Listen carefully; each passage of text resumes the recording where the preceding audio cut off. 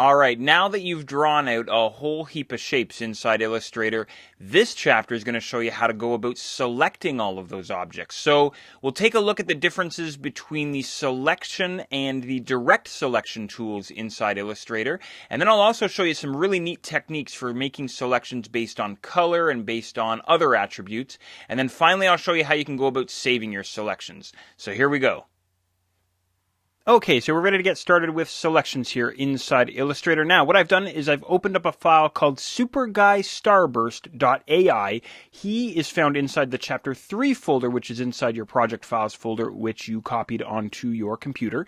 And inside the toolbox, I've selected my black arrow tool or the selection tool, or of course you could hit the V key on your keyboard. Now, the big question here, what's the difference between the black arrow tool and the white arrow tool, or the selection tool and what we call the direct selection tool? Well, that's what we'll have a look at here. The first thing that I'm going to do is I'm going to zoom in a little bit on my artwork. Of course, there's all sorts of little objects inside this artwork that we can use.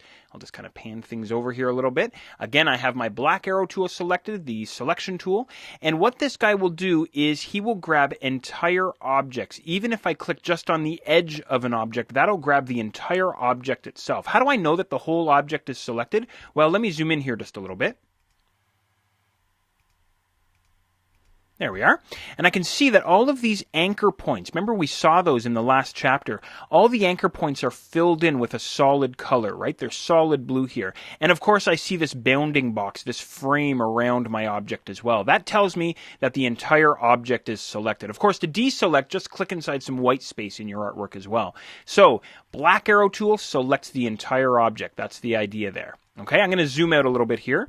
Control minus here on the Windows side, or of course Command minus on the Mac. Now, what else can I do with this tool? Well, I can grab these objects, obviously just by single clicking on them. If I wanted to grab more objects and add them to this selection, well, I'm just going to hold down the Shift key and click on some additional objects, and you can see they get added to my selection. This bounding box now extends around all of the objects that I selected. Maybe I want to copy these guys or delete them or move them in some manner, or I could even scale them all together, something like this. Again, just by dragging on that bounding box's corner handle there, no problems.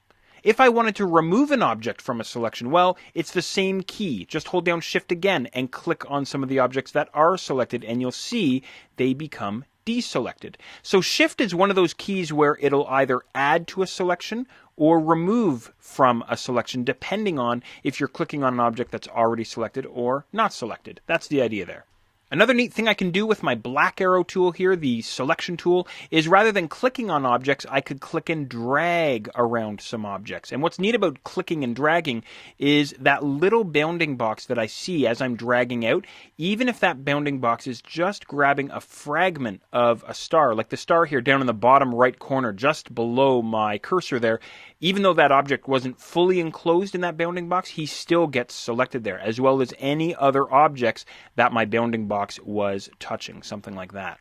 Okay, so you can either single click on your objects with your black arrow tool, with your selection tool, or you can click and drag to grab your objects, and of course Shift to either add or remove to and from a selection. That's the deal there with the black arrow tool.